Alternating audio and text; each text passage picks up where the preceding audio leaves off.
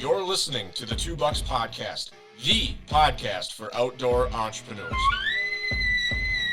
Little by little, I was getting the sense of my time isn't my time. Just kept feeling this pull to the outdoors and wanting to do something in the outdoor space.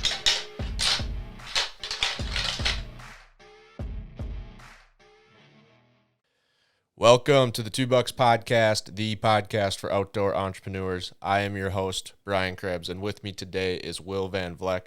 Will and I met just a couple weeks ago on an elk hunt out in Montana. He is a local. We were traveling out there. We met on the hill, and we sat down and talked for a little bit. And during that time, Will mentioned that he has started a couple of side businesses in addition to his own. So I'm really excited for him to share his story with that. Will, how you doing, man? I'm doing great. Thank you for having me on here. Yeah, thanks for being on here. We've had a couple technical difficulties. We had a couple scheduling conflicts, but eventually we figured it out. So I'm happy to have you here. Yeah, for sure. So it looks like you're in the middle of building a house. Is that true? Well, I just bought this place. We closed not too long ago, 6 or 7 days ago. And the previous owners, left in a bit of a rush. So the ceiling, as you can see, is not quite finished. So I've got a little bit of work to do. But ended up closing $35,000 less than we had originally offered. So that was pretty cool. But yeah, I got some work to do for sure. Wow. Yeah, that's quite the deal. Hopefully it's easy work. So you mentioned when we were elk hunting. By the way, have you been back out elk hunting? Have you had any more success out on the hill? We went back out up above that same basin where I shot that bull. I can text you a video that we took, but we went back over that same basin. We had 4 bulls that were back in that one drainage that were bugling back and forth, and we chased one of them up over to the next peak back by that private line. And we got well within 100 yards of this giant 5x6, but just had that deep throaty bugle, like it was that big herd bull. And he ended up taking his cows on a private, like 80 yards across the line. And we watched him for 5 or 6 hours, just hoping he would come back in the evening, but never came back over. But it was awesome. We got some really awesome footage of just him and his cows. So that was cool. Shoot. Yeah, it sounds like the same spot where we were the last couple nights we were there. We were seeing bulls bugling and seeing the herd back in that area, but they were on private. I mean, we walked, like, we had our toes almost on the line, zoomed all the way into Onyx just obviously we knew we couldn't go any farther, but just see how close we really were. And it was like a foot in front of us was the private land. So that was, I mean, it's always nice to see bulls bugle, and sucks when they're on private. So yeah, and it was tough because we came over, we had dropped down. So there's that climb up to like 7,800 feet and then drop way back down, climb back up, and we were just close to him in the timber. So we had him on public, and we heard him. He was bugling, again, well inside 100 yards, and we were just cow calling, and he just wasn't coming in. So we ripped a bugle, and then he just went silent and ended up leaving back onto the private. So it was just unfortunate because we had pushed him off of public, but we had him there to begin with. But then when we were watching him, there was another herd that came in, maybe 400 yards from us, and just crossed over. We watched them come from public back to private. So I think where that drainage is on public, they feed there in the mornings and the evenings, and then just go back onto the private to bed at night. But it was just cool seeing all the elk move around because in that area, as you know, there's so many hunters. But when you climb up and just away from where the people are, it's crazy how many elk are really up there. yeah, that trip that we took was probably the most elk we've ever seen on an archery hunt. I think we ended the week at 143 elk, and like you've been there, so the seeing elk is cool, but in that unit, in that spot, you could still be a long ways away from shooting them just because you saw one. Right. So cool. So you mentioned that. Well, I think we were eating snacks and charging GoPros and cell phones. You mentioned that you have started a couple of different businesses. Why don't you walk us through quick? Just give us an overview of, how you got into the outdoors and how you started both of your side businesses. Yeah, exactly. So my main reason for doing all this, like my they're not your typical outdoor businesses, but they're fun and they're different, but they allow me to spend more time outdoors and spend more time hunting and fishing and, doing whatever. But so I have a very small Airbnb business, and I have a small Turo rental car business. And I'll just break them down real quick. So the Airbnb stuff, I wanted to get into real estate rentals, just for the passive income that you can generate from rental properties. But I didn't have enough money to buy even one house, a small crappy place at the time, but wanted to get into it. So I was hammering my head and thinking, how can I get into real estate? How can I have somewhere for someone to stay without actually owning any land or owning a house? And one day, I forget how it happened, but I just had this light bulb go up, like, all right, campers allow me to have a place for someone to stay, and I can just lease out land from a farmer or from anybody that has extra dirt that they're not using. And then boom, I can rent out the land, and campers are very affordable. And then combination, I've got somewhere for someone to stay. So started off small. And my dad, thankfully, had some extra land. So I started out using some of his property. And I just paid him $500 a month to basically have a camper on there. So that was sort of like my lot rent. And it was this spot just north of Bozeman, great view of the Bridger Mountains. It was like a 2003, 2004 camper that I had purchased, and I decorated it, got it hooked up to water and electric. So, hung some paintings on the walls and kind of made it all seem Montana-y and cute. Literally just was looking at Pinterest photos of like modern interior design, whatever. And I got all these fake little plants and put them around. Anyways, but started out charging about $150 a night. And it was kind of like a coin toss, posted on Airbnb at the end of May of 2021. And it booked out. This is a 2003 camper. It booked out 28 nights in June for $150 a night. And I was like, holy cow. And then July was this very similar thing. I think it was 26 or 27 days. August was a little bit more. And then when August hit, I borrowed some money from my mom and got a second camper for August, and that was pretty great. And the other cool thing that I'll note, I got a loan. I'd been doing a lot of reading about Rich Dad, Poor Dad, and about how like difference between good debt and bad debt, and if you can buy an asset with someone else's money, that's a good purchase. So I actually got a loan for this camper. It was about 11 grand, but I put $0 down, and my monthly payment was $211. So basically, like my first month, I spent $0 down on the camper, about, I want to say $600-700 on just like decorations for the camper and stuff, and hoses and extension cords. And then paid my dad $500, and first month was about $4 grand from the rental income. And I was like, wow, this is great. Yeah.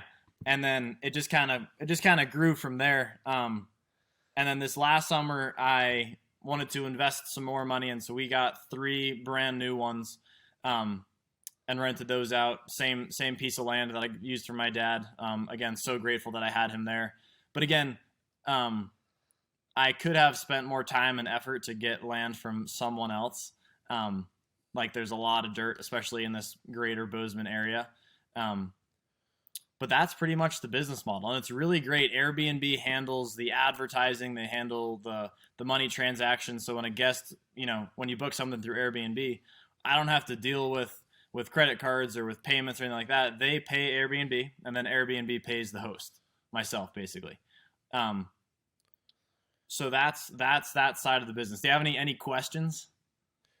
You looking for a partner? Just kidding. I'm just kidding. Would. Yeah, no. We no, it sounds great. That would be my only question, is like, where do I sign up?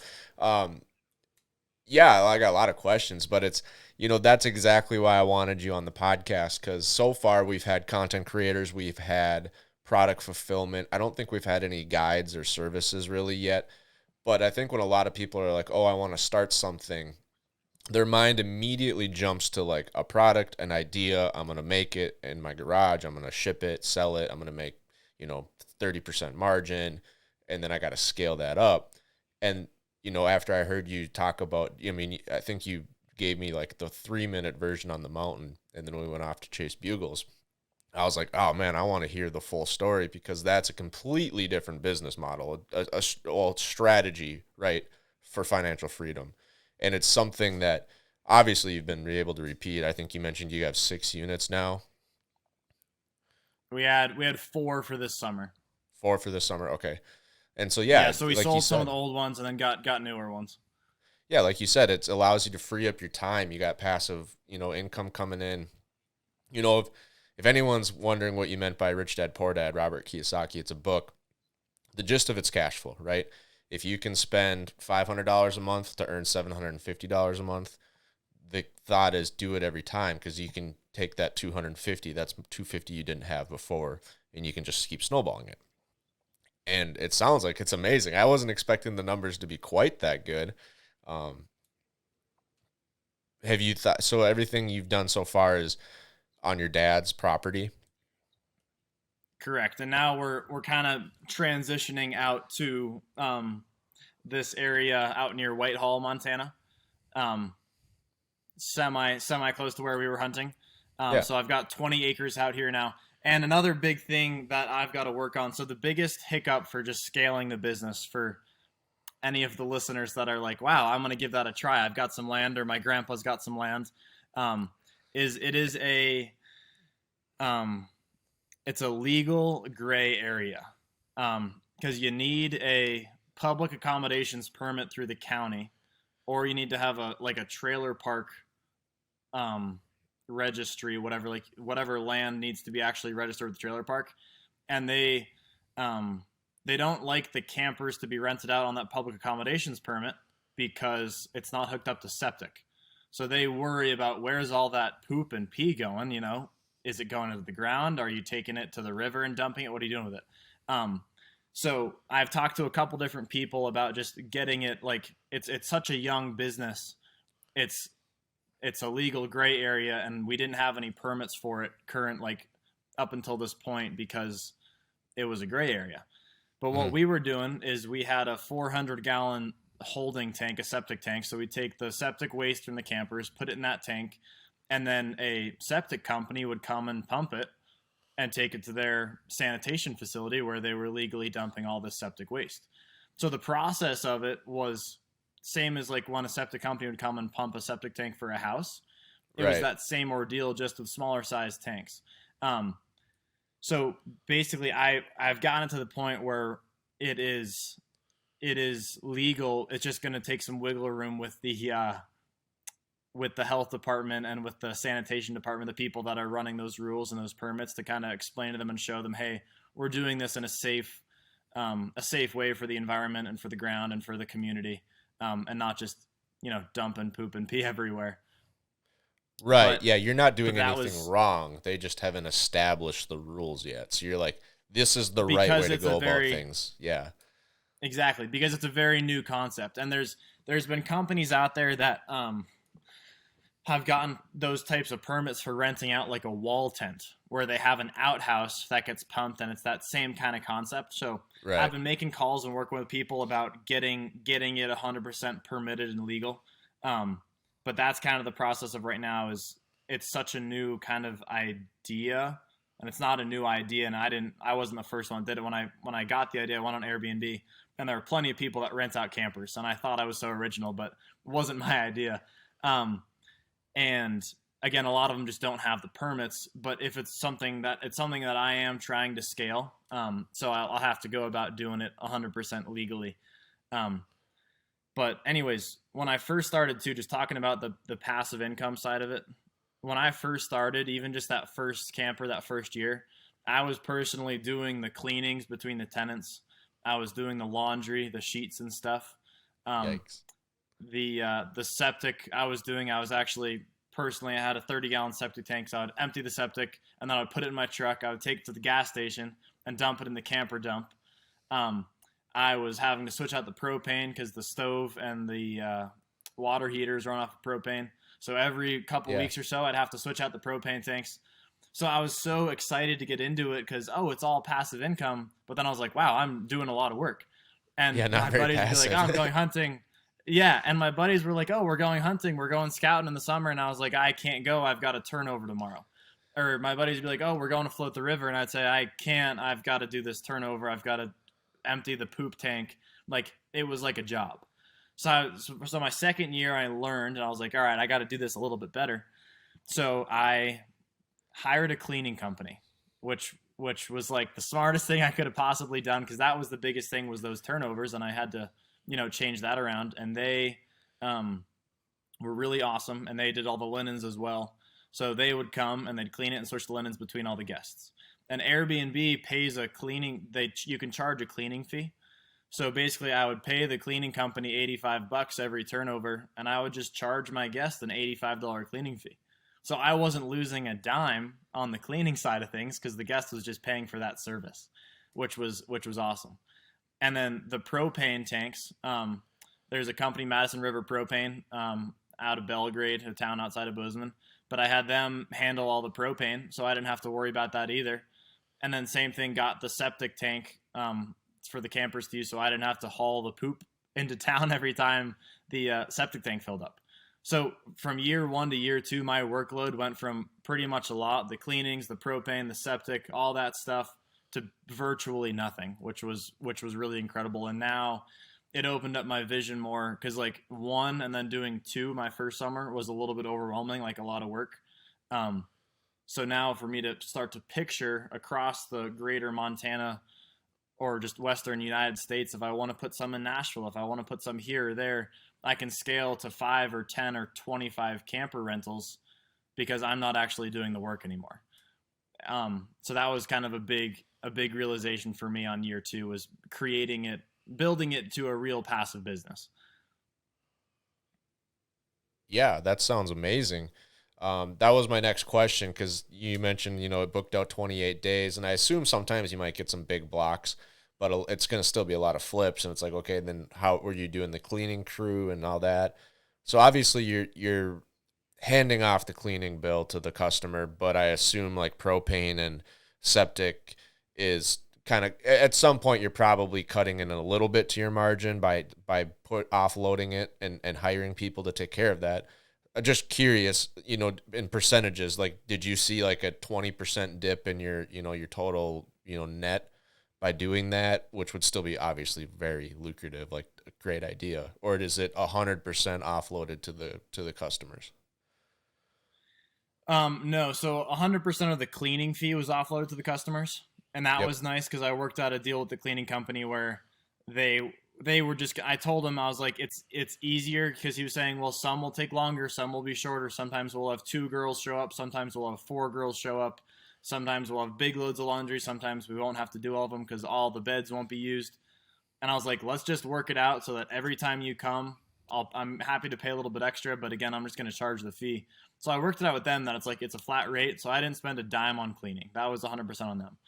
And then propane, a propane tank, the 30 pound tanks last about a week or 2 in the summer. Yep. And those cost about $35 to fill up. Okay. So again, my propane cost was maybe a couple $100 a month. Yeah. But again, year 2, I started charging $165, $170 a night, because people loved it and people were eating it up. And year 2, this last summer, we had less bookings than we did our first year. The economy was in a slightly tougher place. The Yellowstone National Park flooded really bad, and a lot of those roads closed down. So that affected a lot of the tourism just into town. And then Livingston, the next town over, also had really bad floods. And people were nervous about our area being flooded. So I saw a decent amount of booking cancellations when those floods happened. But we still had a pretty great season. So not complaining too much. But yeah, and then the other thing was the septic, and we had a 450 gallon septic tank, and that was $185 to pump, and we pumped it twice the whole year. So the whole season, May through September, we pumped it twice. So again, that cost was pretty minimal. Yeah, I mean, any business, you're going to have costs. You have operating costs. A lot of us, like, I do 100%. Beard oil. I have material costs. I have bottles and labels and lids and caps and oil, and and that's not even my time, and it's very much not passive. You know, I'm doing it all myself. So yeah, I was just curious, Well, you and know, that's did you the other see thing. like a change? But it still obviously seems like it's a great idea to hire help and offload that. Yeah, and you could also argue every turnover there was that $85 that before I was pocketing myself. Yeah. So you could say, yeah, I lost a little bit of money there, but my workload significantly dropped. So it's like I wasn't putting that effort anymore, and I wasn't getting paid for the cleaning. And um, I also we had there were a couple times when things would be missed that I would rush a clean too much, and me being a young guy in my 20s cleaning the bathrooms and stuff versus Yeah. three professional cleaning ladies that are crushing it. People just loved this past year with the cleaning company. They loved the beds were made so much better, and it was shiny and smelled nice compared to me running my vacuum and my wipes. And it was just a much better dynamic to have a professional, take care of the cleaning. Did you see a lot of And return customers from year 1 to year 2? I think we only had two. But Okay. again, it's only year two, so as time goes by, I'm hoping that we see more. It'll be tough though because we're switching locations now, so not sure if we'll get the same group, but we'll see how it goes in the future. And then the other thing that's really nice about the whole Airbnb and VRBO advertising model is when you're selling a product or a service, a lot of times that's a startup expense, is spending a lot of money on advertising. Yep. And Airbnb and VRBO, Airbnb takes 3% and VRBO takes 5% of the booking amount, which are pretty low numbers, but also I don't have to pay Airbnb a dime Yeah. until I get a booking, and then they take 3%. The VRBO, I don't pay them a fee to advertise for me. They'll advertise it, they'll market it, they'll handle all the payments, and then when I get a booking, I have to pay them that 5%. So that's also just really nice, again, in the rental real estate market, just using those types of models where a typical business, you're going to have a big advertising expense. Like I had a landscaping business before, and man, the thousands and thousands and thousands of dollars I spent trying to get new clients, it's just a part of business. But it's just nice I didn't have to do that again with this model. Yeah, it's really a franchise model, right? I mean, they have the infrastructure that you get to associate your name to. And, you know, so that way your customer acquisition is basically free, but you pay a little bit for that service. But to get millions of eyeballs on your listing for free, I'll take that trade every day. Like Robert says, cash flow is Yeah. cash flow. Like, does it cash flow or not? And it obviously does. So who cares? You know, it's the price to play the game. Exactly. Yeah, that's sweet. So it sounds like that's probably the main side business, but you also have the Turo car rentals. Give people a rundown about that, because when you mentioned that, I didn't even know that was a thing. Yeah. So Turo is a pretty young company. I believe they've been around for maybe 10 years or so. But in 2021, there was that rental car shortage. And I heard about Turo from a real estate agent when I was first getting into the home buying process, looking around. And he had just mentioned it, and he described it. He was like, it is Airbnb for cars. And I said, wow, okay. So I looked into it, and at that time, Bozeman, there were not very many cars, and now it's blown up. But it's a car rental company that's just like Airbnb. So let's say you are going to Atlanta, Georgia, and you can go to the airport and you book a car through Enterprise, and you have to talk to the Enterprise agent, you have to answer their questions, sign some stuff. They take you out to the lot, you get to pick your car or whatever. And a lot of times you'll have to wait in line though before you get to your car.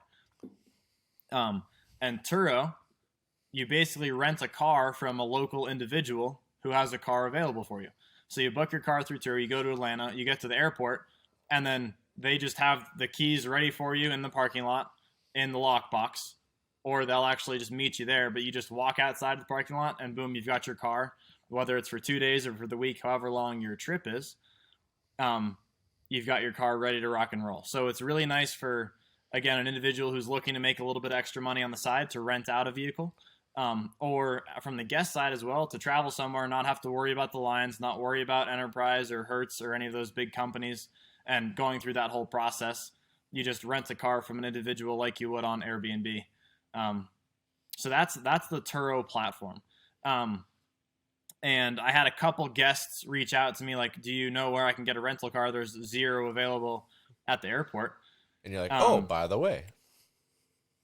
And I was like, all right, like I might as well do it. So I started out, I bought a little Ford EcoSport. It's like it looks like a bubble. It's a really funny looking car. But again, I got a loan for that. I think I put $1,000 down, and it was like an $18,000 car, but my monthly payment on that was about $250. And I rented it for $75 a day. And that I bought that at the end of June, and July that booked out, I think like 22 days or 23 days. And again, it was like, this is amazing. And then it booked out pretty good for July, for August, for a little bit in September. October and November were pretty dead. And then over the winter, ski season just hit really hard again, because here we have 2 really busy tourism seasons. There's the summer that gets hit really hard with tourism, and then the winter, because summer is floating. People just love Montana, Yellowstone, coming to see Bozeman. It's beautiful. And then in the winter, people come for skiing. And so it got booked out again really hard December, February, March, and a little bit into April. And then April, May were a little slow again.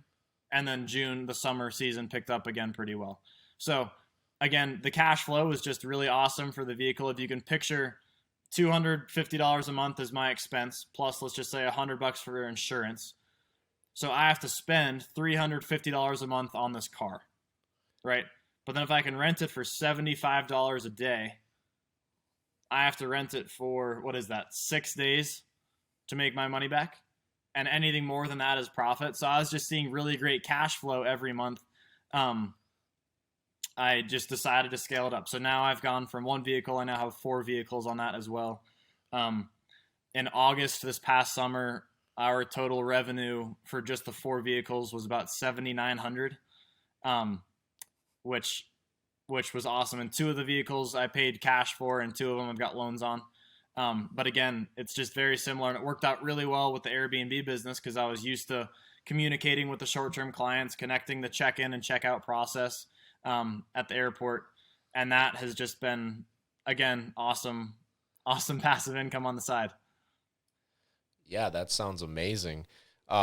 What's the turnover process look like for the cars? Are you showing up and gassing them up and making sure they're clean? Do you hire that out as well? How does that work? Can you hear me? Yep. Can you hear me? You cut out there for a sec. Sorry. Oh. Yeah. So the turnover process is quick and easy. The guest has to return it with a full tank of gas. So the car gets returned pretty full at the airport. And the tough thing, I would need a friend or I would need a buddy in the beginning to go basically take me to the airport, pick up the car, and I'd take it back to the house. So it was like you needed some sort of transport to and from the airport, but we lived about 9 minutes from the airport. So that was really, really easy, whether I had my buddy or my girlfriend help me out with that. But then if I've got a turnover, let's just say it's a 1-day turnover. It gets returned on Tuesday and goes back out on Wednesday. The in-between process is just cleaning it pretty much. And that's about it. And then the transportation to and from the airport. But the airport parking is about $10 a day. So in the busy season, and I'm about to start this because I was doing just some calculations and playing with the numbers. But the airport parking costs $10 a day.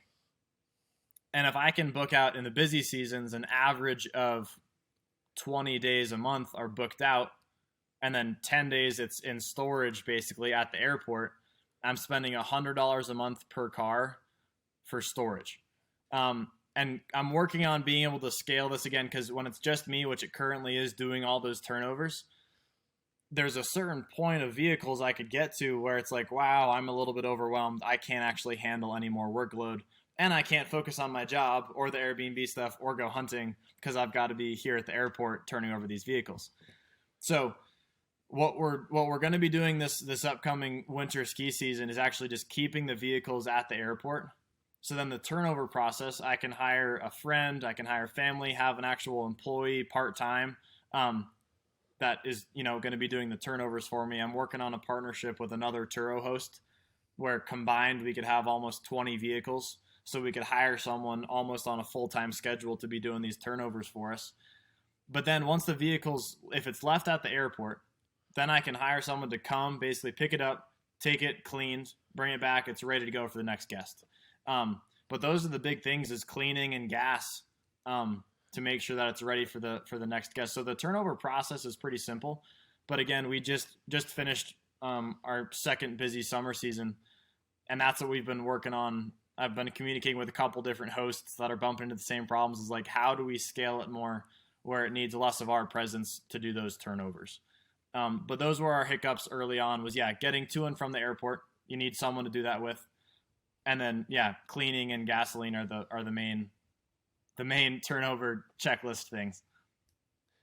Yeah, and it sounds, it would probably be a new thing for a cleaning company, but, a cleaning company has all the tools you would need to just, hey, can you stop by the airport and clean the car, bill me, whatever. And then the transport, like you said, I was thinking more of it, not just, you relate it out and like, it's this much money per month, right? If we're 20 months on the road, so it's 10 days in the lot at $10, it's $100 a month. I was thinking more of like, man, if it takes you an hour to move a car, which it probably does by the time you stop what you're doing, line up of help, get it to the airport, do whatever, and then, get back to what you're doing, you're probably spending about an hour, right? Even if you're only 9 minutes away from the airport. It's hassle. You're waiting on your buddy to show up or whatever.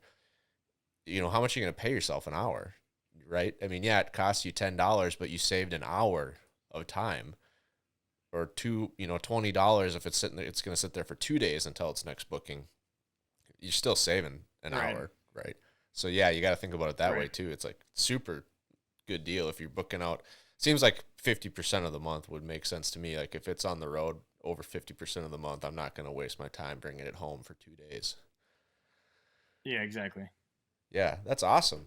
So you're in Montana, obviously, and in the Bozeman area. Yep. So it is a huge tourism economy.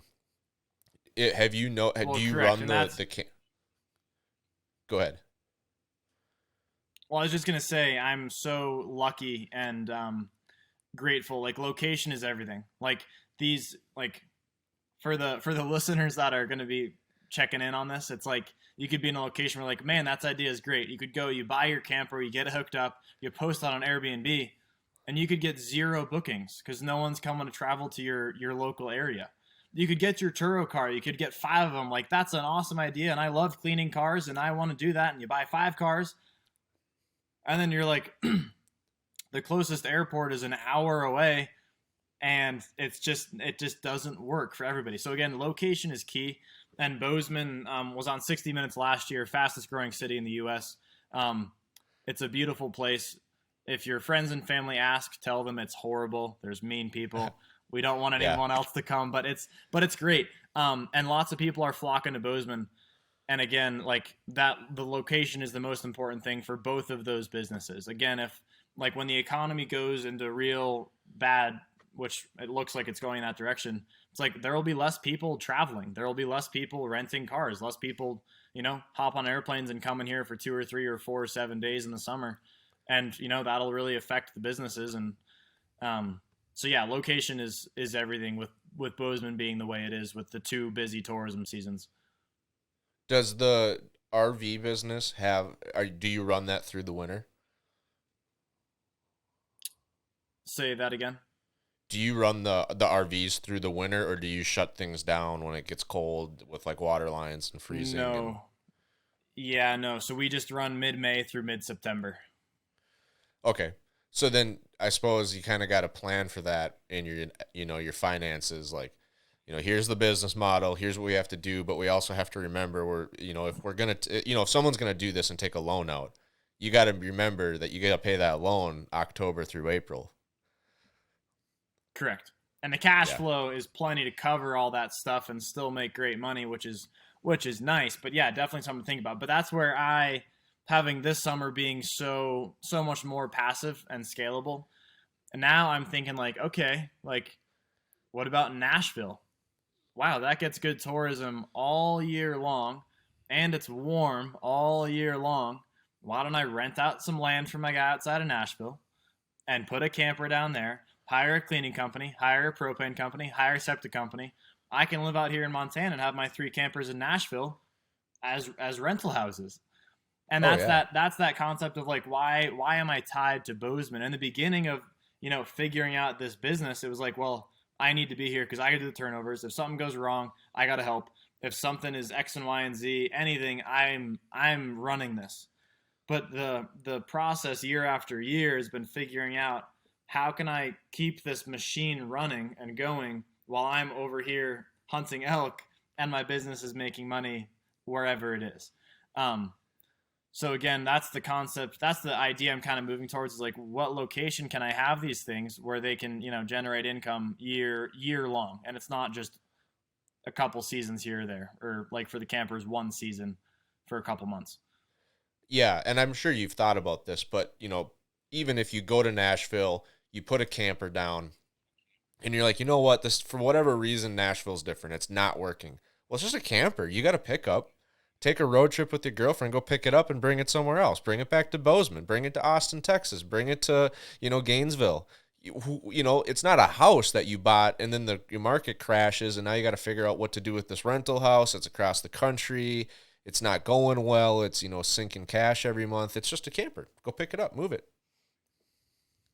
Exactly. And the nice thing, again, with actual real estate, not very many people can, let's say you've got a house for $350,000. It's going to take time to find a buyer and all the showings, do the process. If you get a camper for a good price and you do need to bail, a lot of people like campers and a lot of people can afford $15,000 versus $350,000. And a lot of times dealerships will even just cut you a check for maybe if you have to take $1,000 loss, but you can just bring your camper to a dealership and say, hey, will you buy this from me? And they'll say, sure, or they'll sell it for you. Like just, if you need to have that exit plan, it's a lot easier with a camper than, again, a house. It's an easier exit plan. It's an easier entry plan.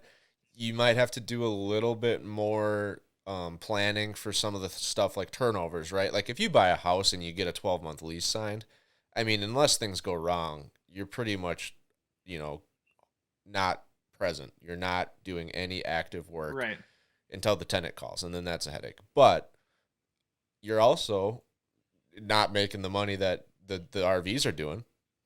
No way, no how. To put what you're putting into an RV deal, to turn what you're turning, there's no way you're going to replicate that with fixed asset real estate like a house. Maybe on Airbnb, but then you still have then you have all the same stuff, right? Turnover.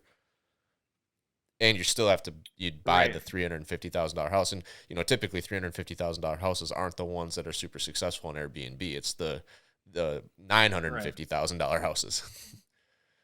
Right, and the original plan for me was to use the campers just as a stepping stone to get into real estate, because real estate, that's everyone. It's much better. It's this, it's that. It's just better, right? But looking at it now, let's say I start stepping up in my camper quality and I go from 10,000. The ones I had this season were like 25 to 30,000, but I start going $50,000 campers. It's like, okay, my camper, because people, there's a big tiny house movement across the United States. People love that. There's a whole environmental movement that's happening. Our generation is so much more into solar and renewable energy. And all the campers, they can run off of solar. They don't need an actual power hookup. So tiny houses, good for the economy, and $50,000 is a very, very nice camper. So the fact that I could get a house for $500,000, or I could get 10 campers for $50,000, and if I can rent out those 10 campers for even 50% of the price of that one house, just the cash flow is so much better with the campers because they're more affordable for me. and they generate very similar cash flow. So after seeing the experience and seeing how people love them, people love the experience. And here's the big kicker. A lot of times with the Airbnbs, people aren't traveling to Bozeman to go hang out in their Airbnb. They're going to go fly fishing they're going to go float the river. They're going to go see Yellowstone National Park. They're going to go hunting. They're going to go enjoy Montana. And then they have a nice place to stay and have a fire at the end of the night. But that's why it being a small place, it being a camper, people don't mind. People don't care. And again, campers aren't made super well. They're not built the same as a house, but no one's ever there. It was awesome looking out at the fields where we had our 3 campers lined up, and they're all booked out. But no, there's never any vehicles there. People are out doing their thing, and they come back. It's just like a hotel room to sleep at night. So just the fact now I'm seeing how successful it is, I see myself scaling up with just campers and campers and campers because they cost less for me and generate pretty similar cash flow as a house would. Oh yeah, 100%. I mean, the listeners out there, you got to be aware a house is generally an appreciating asset. If you're lucky, it'll appreciate at the same rate as inflation. And, you know, ironic how that works, and the whole market just keeps going forward. But you're not going to have an appreciating asset with the camper. And you just, you know, everyone else be aware, like, your camper is going to go down in value. Like you said, there is wear and tear. But that's okay because you're cash flowing the whole time. You're at a much different entry point. You know, it's not that big of a deal, right? Well, and even let's say you got a loan for a camper and you put $500 down, and let's just say worst case scenario, you're cash flow positive $1,000 a month. If you're in a good location in your busy seasons, you should be seeing significant better numbers than that. But let's just say you're only seeing $1,000 a month, and you rent out that camper for 5 years. Okay, so you buy a brand new one, and for 5 years, so you get average $1,000 a month is your positive cash flow. So you've got expenses with the cleaning company, the propane, the septic, your monthly payments on the camper. You've got insurance on the camper. You're spending money every month, but you're making $1,000 more than you're spending. So 60 months goes by, right? So you've made 60 grand that you wouldn't have made before. And let's just say the camper depreciated to 0, which it wouldn't do in 5 years. Like it would still have a lot of its value. But let's say hypothetically, excuse me, it depreciated to 0. So you can't sell that camper anymore. It's worthless. It's totaled, whatever. You still made $60,000 more than you would have made without the camper. That's $60,000 you created out of nothing. Does that make sense? So it's like the depreciation happens, but as long as you're cash flow positive every month, it's a fine place to be. Right. And someone might be like, well, that's, you know, they might be like, well, you bought a $50,000 camper. You got $60,000 out of it after 5 years, but now you can't sell the camper. So you really only made 10 grand. And no, that's not true. You got to remember, to buy the $50,000 camper, you might have put 10% down. You put 5 grand into the deal. When you said $1,000 cash flow, I assume you're talking about that's including the $200 a month payment. Right? I mean, you had a $200 payment, you had some cleaning, etc. You still ended up with $1,000. So now what you do is you take your 60, subtract your 5, right? Because you put 5 into the deal. So you ended up with 55 grand you didn't have after 5 years, which if anyone's really good at math, that's like 1,100% ROI. In 5 years, I'll take that. Right. So that's awesome. My brother and I were talking on the way home from Montana. We're talking about you and your businesses, and we're like, man, how could we do that? And we're thinking like, well, you know, it's obviously just in the summer, but even so, you know, $170 a night. Campers aren't that expensive. We're running the math. I think we forgot about the propane, but you know, who cares? $35 a tank, and you're not using a lot of propane in the summertime. You know, you're not running the heater, so that's okay. And we're like, yeah, that'd be perfect, because then we'd have this nice camper that's basically paid for, and we'd shut it down anyway in October and then take it hunting for the rest of the fall. Yeah, exactly. That's the right thought right there. Yeah. Did you ever talk to the cowboy in that canyon? No, so I went in, went back in that next day and went back into that drainage where that bull was that I had shot. And I started headed in and got to that private line. And I was kind of having that debate in my mind because there's no fences, there's no lines, and I was like thinking about playing that dumb card again. Like I'm gonna go look for my elk, even though it is trespassing. And I was kind of just like talking to God and like, yeah, should I do this? Should I not do this? My elk could be in there. I don't know. And I heard the cowboys on the private pushing cows, and I could hear them yelling and stuff at the cows or at their dogs or whatnot. And I was like, you know what? I don't want to get caught trespassing, so I'm not going to do it. So I turned around and, but I never did cross paths with them.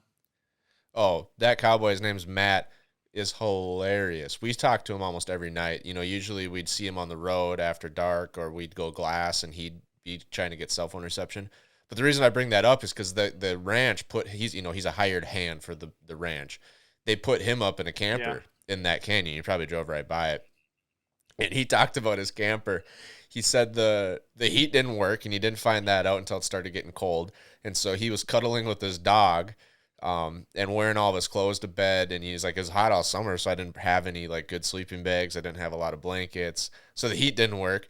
He ran out of food the week we were there because he thought he was going to be done cowboying on Wednesday, and he had to stay till Friday to re-ride and catch some remaining cows. He said it was full of mice. Like the mice were driving him crazy. And in order to like keep the place warm enough to sleep, he was running the stove at night. He's like, I just run the stove until it starts smelling a little weird, and then I shut the stove off and go to bed. I'm like, Jesus, what kind of camper are they putting you up in? Yeah. And so probably not going to be getting $175 a night for his camper, but he said he was, next year he's switching out for the wall tent. Well, no, and it was so funny. My first camper purchase that I was going to rent out, I bought one for $1,000 up in Lewistown, which is like 3 hours from Bozeman. And it was it was a little newer. It was like a 2007 or 2008. And it was a little bit bigger too. And I was so excited because it was just a piece of junk. It was horrible. And I was like, I'm going to fix it up. I'm going to repaint it. I'm going to do all these things. And then I'm going to rent it out. And the ceiling was leaking, and I tore a lot of the ceiling off. The insulation was all rotten. And I remember I had it for like a week and started to work on it. The water heater was broken. There was just all these issues. And I was so excited for the project. But then I was like, you know what? Like, I just want to get one that works, that is good, and it's got a good foundation, and it's nice. So again, back to your point, I ended up selling that for like $2,500 a week later in Bozeman. So made a nice profit on that. But it was just, yeah, if anyone is in a good tourism area that's wanting to give this a shot, definitely just like spend the extra money and get a nice camper, because there's good ones out there and there's really horrible ones out there. So if you're going to rent it to someone else, make sure it's reliable, so they're not calling you saying, we don't have heat, we don't have hot water, and then you got to drive over there and fix it and give them their money back. So just, yeah, go with the nicer option. If you had like a top 10, or not even top 10, top 3 list for someone that they have the cash, they have the ambition, they want to do it, and they're just like, what are the 3 biggest tips you can give me? What would those 3 big tips be? I mean, obviously, I'm assuming one's going to be tourism or location, but specifically on campers, like what to look for, what not to look for, how old, how new, what level, number of beds, stuff like that. Yeah. So, you're saying 3 biggest tips? Yeah, like quick 3 tips, fire them off. Here's, if you're going to do it, remember these 3 things. Yeah. So hire a cleaning company. I heard it because I took a couple different Airbnb courses and stuff when I wanted to get into it, because education is key. So like learn as much as you can, but hire a cleaning company. I was like, I'm just going to give it a shot. I'm going to clean. And then, so just hire a cleaning company. It's a game changer, because you're going to get burnt out quick if you're doing the turnovers. So that's my biggest thing that I wish I would have done differently from the start. Hire a cleaning company. Second thing, talk to an electrician and get an actual 30 amp hookup. I started out just running a 15 amp extension cord out to the campers, which will power them. It'll run the fridge. It'll run the microwave. They'll be able to do anything except for the AC. But if they do too many things, like if they have the microwave on and they try to charge 2 phones, it's going to trip that because it's not enough power going into the camper. So then the breaker trips, they lose power, and then you got to go fix it, whether you're home or you're not. You got your guest calling you saying, I lost power. So make sure you've got enough electricity for your camper, because that was something that I struggled with a lot my first summer. So cleaning company, that and I would just say, like I said before, yeah, go with quality. It's going to be easy to try to test out, how crappy of a camper can I get to rent out, and just don't go that route. I did that, and again, yeah, just get the quality, because again, you got to think of it as a house. You're buying a house on wheels to rent out to someone, and you want it to be reliable, and you want it to work every time they try to use any of the appliances or such. So that's my third tip. Yeah, those are great tips. So I'll throw you a scenario. So a guy's got, or a girl, has got $5,000, right? And it's, you could, if you want to, well, first of all, if you want to get into the real estate game, good luck doing anything with $5,000, right?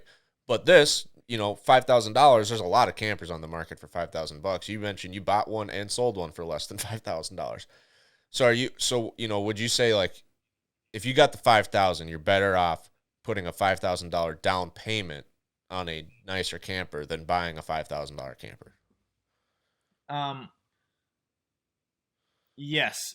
I would say you need a little bit of cash, though. You need your cash for, let's just say and you can also do it with just a regular extension cord. I say make sure you have a 30 amp hookup, but if you're low on cash and you want to get your foot into the business, go buy a $100 extension cord. Like, that's going to work fine. But you want, let's say you put a down payment on a camper, and if you get an approval with a bank, again, you want to put the least amount down that you can, because that cash is king. You want to have that cash for other stuff that you have. But you got to keep in mind, you got to buy utensils, you got to buy plates, you got to buy cups, you got to buy bowls, you got to get a coffee pot, you got to get, like, stuff for the kitchen. You got to get sheets, you got to get towels, you got to get linens. You need all this stuff. So let's say you set aside $1,000 for your stuff. I also had set up outside some chairs, a fire pit, and a little picnic table, because in a camper it gets tight. You want people to be able to spend time outside in a nice little area. So have a setup for that. So with your $5,000, like I started that first year, started that whole business with very little. If you've got the land to do it on, if you've got an acre and you've got a little bit extra dirt, you're like, I want to give it a shot. You don't even need, you could do the whole thing for less than $2,000, because you can get a loan where you put very little down, 5-10% or nothing, your stuff, and then you can get it posted, because there's no advertising costs. There's no startup costs. That's it. It's just the stuff to put in the camper. But yeah, I'm thinking of if you could use your $5,000 for something else. But well, it depends. Yeah, I mean, you bigger can always down use payment, it. I guess, would be good. Yeah, if you wanted to get into a nicer camper, if you wanted to start with that like $30,000 2017 model, and put $5,000 down on that. Yeah, I was just saying, like, if you got, you're gonna you want backup cash too, right? Shit happens, things go wrong, somebody's gonna break something. You want to have like a sleep well at night account, is what I've heard it called in the real estate business, right? Yeah. And this might be different for campers. I heard Chris Crone talk about it. His was $10,000 for his first property, and then $5,000 for every property after that. But he's buying like houses, right? So for campers, like, think of it the same way. Like, you want a emergency savings for the camper business, and if you keep scaling, you got to scale your backup fund too, right? You got to scale that, because you might put a hole in a roof the same week that you blow the water heater in another unit, and so now it's like, you got to be able to. If you scale, you're going to have more issues too. Right. So I'm just saying, like, aside from all the stuff you need to buy, like if someone's got $1,000 to outfit whatever they buy, and they have $5,000, what level of camper would you say would be a good fit? Is it that like $20,000, 5 years old camper is kind of a good starter for this? Well, see, that's where it's crazy, is like I bought this 2008 camper for $1,000. It was a piece of junk, and they just wore it to shreds. Then I got a 2003 camper for $11,000, and it was in pristine condition, and it was really nice, and it barely aged at all. So that's where it's like I wish I had an answer like, oh, it's got to be 2010 or newer, or it's got to be 2015 or newer. But it's like it all depends, because someone can have a camper. You can have this old couple that buys a camper. They bought it in 2011, and it sat in their shop, and they used it once. And then they died, and now it's their daughter that's trying to get rid of it because she doesn't want to have this camper. So she's got it on Facebook Marketplace, selling it for, 15 grand, whatever. It's like, that's a great camper. It's older. It might seem scarier, but nothing's used, and it's a really great camper. Then you could have someone who got a camper in 2019, and they took it hunting, and they were disgusting, and the walls are falling off, and they just wore it to shreds in 2 years. And now that 2019 camper is a worse one to rent than this 2010 camper. So does that make sense? Like my answer is it depends. Just take your time in your shopping process. Talk to a couple dealerships, talk to a couple people on Craigslist. Like, just take your time and wait till you see one that you're like, yeah, this one. I would say you can get a used one that'll just take the least amount of work to get going. Like, you want kind of a turnkey place where you don't need to be fixing stuff up. Again, if you've got that experience and you like that kind of part of the project where you like the concept of fixing it up before you rent it, then go for it 100%.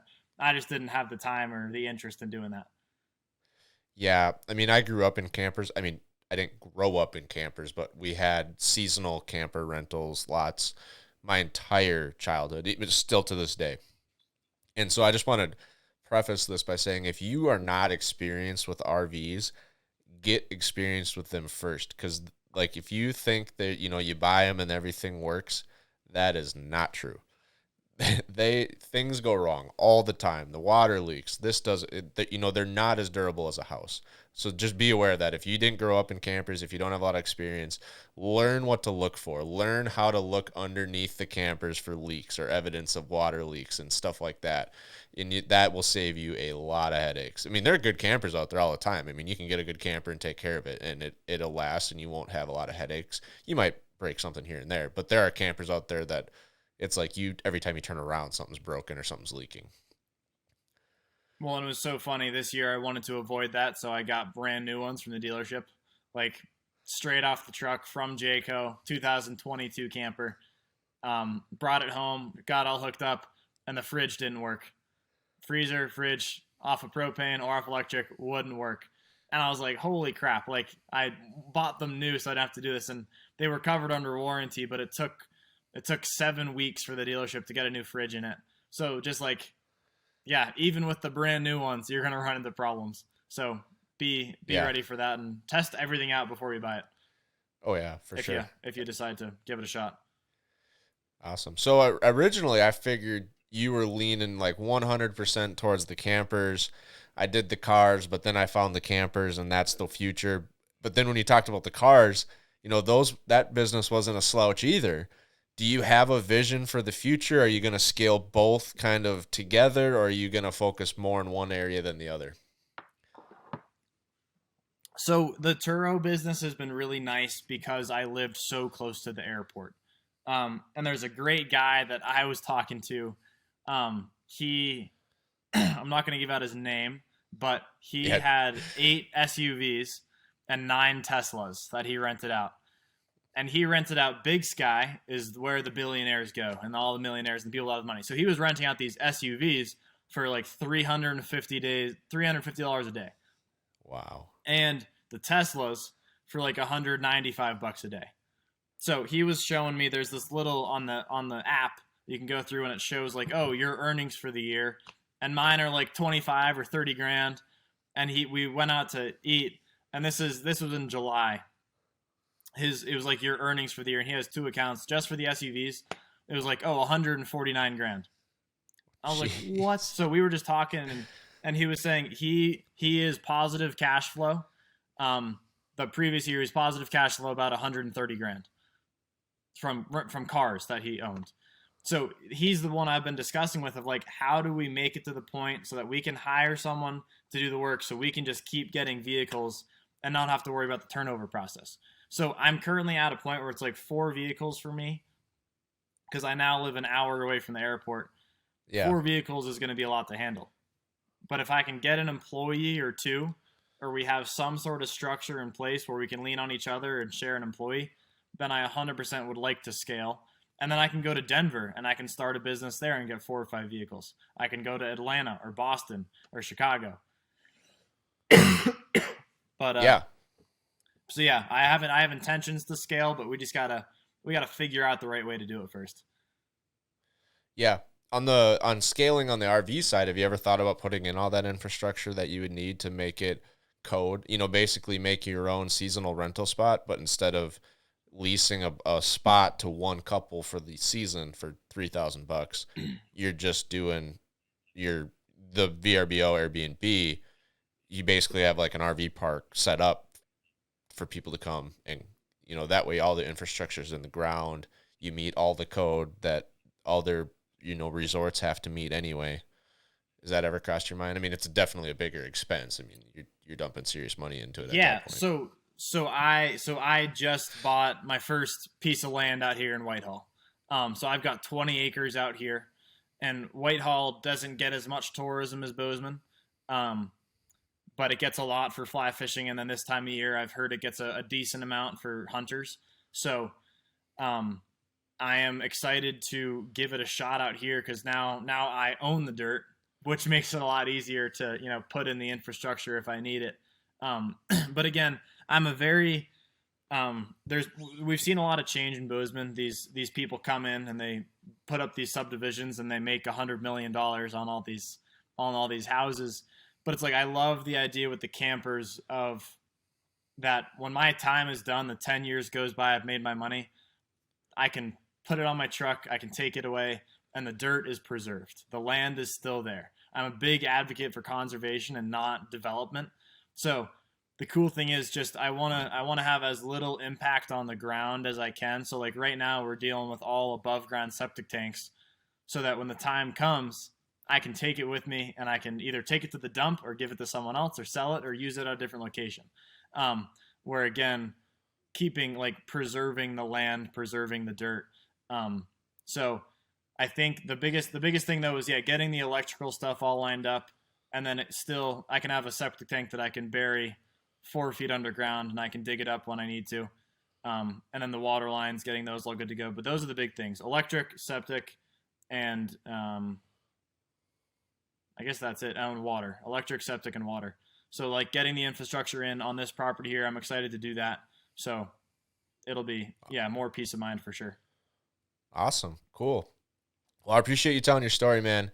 That is a super cool idea. It's awesome, especially, we're both pretty young, and I think that's a story that other people our age can start to wrap their head around about getting involved, building a side hustle that cash flows, starting to dabble with real estate, and not the daunting task of buying a $500,000 property and making sure you can get a tenant in it and covering that mortgage bill. So I really wanted to hear your story, and it definitely did not disappoint. I was not expecting it to be that exciting. I was like, yeah, you probably can make some money doing this, but I was not prepared for the scale and how lucrative it's been for you. So that's super cool. Yeah. Appreciate it, man. Yeah. Awesome. Well, good luck for the rest of the season. If you get back out in the woods, I'm going to be chasing some whitetails here in Minnesota. Don't know if I'll make it back to Montana for rifle season. We didn't shoot anything, and it's a long ways out there. So not sure I'll make it back yet, but we'll probably be back in future years. So I'll hit you up and see if you're still in the area. Yeah, that'd be cool. And I had I'll send you some pictures, but I had a couple antelope buck walking through my yard the other day, and I've got an archery tag for those guys. So I'll send you some pictures if I get to stick one with my bow, but that'll be fun for me. Man, archery hunting antelope inside the city limits of Whitehall looked to be a super easy task because they are everywhere. But keep my fingers crossed. Yeah, and I actually got a stock on one yesterday. He was back out by my little guest shed, and I was expecting him to be like all tame and used to people, so I was just gonna get to kind of walk up and shoot him. But he spooked as soon as I stepped out the door. So they're still antelope. But hopefully with them walking outside the house, it'll be a little easier for sure. Cool. Well, I hope you get one. Yeah, definitely stay in touch. Just follow through your files, see how the things are going, and anytime you got a new business adventure that you want to share, give me a shout. We'll get you back on the podcast. Will do. Thank you, man. Awesome. Thank you.